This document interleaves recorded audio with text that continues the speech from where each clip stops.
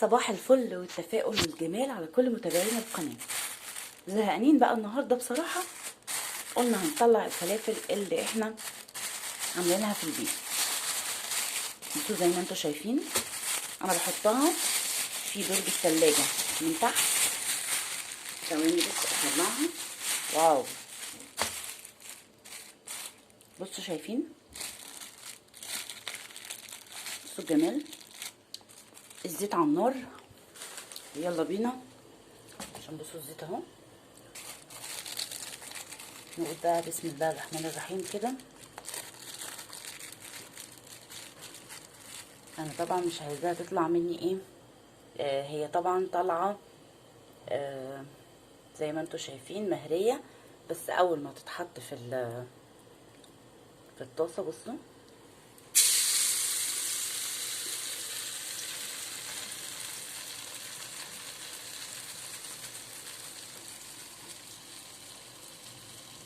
انا عايزه اقول لكم الفلافل دي اجمل مليون الف مره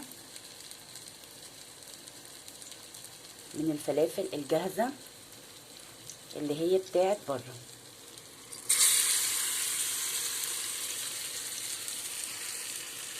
بصوا بقى هي هنا كانت ايه، خدت مني اللون اللي انا عايزاه، فيا دوبك هبتدي اقلبها. على فكره هي ما تقطعتش ولا حاجه، هي هتطلع فلافل وزي الفل. انتوا شايفين، بسم الله الرحمن الرحيم.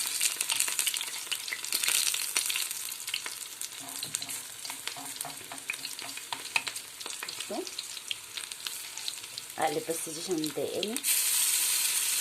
اصعب حاجه ان انا بعرف بعمل التصوير وانا طبعا الزيت طبعا ملطش البوتاجاز، فمش عايزاكم تبصوا طبعا على منظر البوتاجاز لان الزيت طبعا ايه بتاع الفلافل مبهدل الدنيا. معلش عفوا طبعا. بصوا كل قطعه بقى خدت ايه، انفصلت اهي عن نفسها.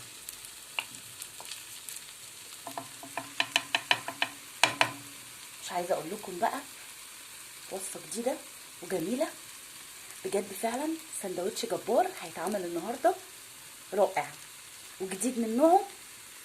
وفي نفس الوقت لو انت ما بتعرفيش تعملي عجينه فلافل في البيت، انا منزله لك الطريقه على القناه وقلت لكم الطريقه ازاي بمنتهى البساطه وبمنتهى السهوله، فمحدش يقول لي الطريقه ما نزلتش على القناه. والله الطريقه نزلت على القناه. الاخت الحلوه دي خلصت. بصوا سلام، دي لسه عشان انا موطيه النار عليها، دي لسه. طب نعلي النار شويه. هحضر بقى الايه الحباش عبال ما ايه ما تستوي. هنا بقى كانت الفلافل بتاعتي خلصت خلاص. بصوا سخنه، شايفين الشكشكه. انا بس عايزه اوريكم المنظر. الفلفل الهالوبينو اللي انا بعمله، الفلفل ده رائع. البصل الاخضر، العيش طبعا استوى اهو في الميكرويف، يطلع بقى بسم الله الرحمن الرحيم. بصوا بقى الوجبه دي عشان بس ايه بقى محدش ايه يقول ان احنا ما بنعرفش نعمل سندوتشات، لا بنعرف نعمل سندوتشات ممتازه جدا جدا جدا. تمام. هننزل بالفلفل، مش عايزه اقول لكم السندوتش بيبقى روعه. البصل هنقطعه بالنصين كده زي ما انتوا شايفين. بصوا طبعا هو التليفون مهزوز بس معلش عشان ايه، السندوتش ده افخم سندوتش واروع سندوتش فلافل. على فكره الفلافل مش محشيه، بس انا بالفلفل اللي انا حاطاه ده روعه روعه روعه. بصوا بقى شايفين، بألف هنا وشفا على اللي هياكله. وصفه جديده وجميله ومفيده. فلفل بصل اخضر، البصل الاخضر على فكره فيه قيمه غذائيه عاليه جدا جدا جدا.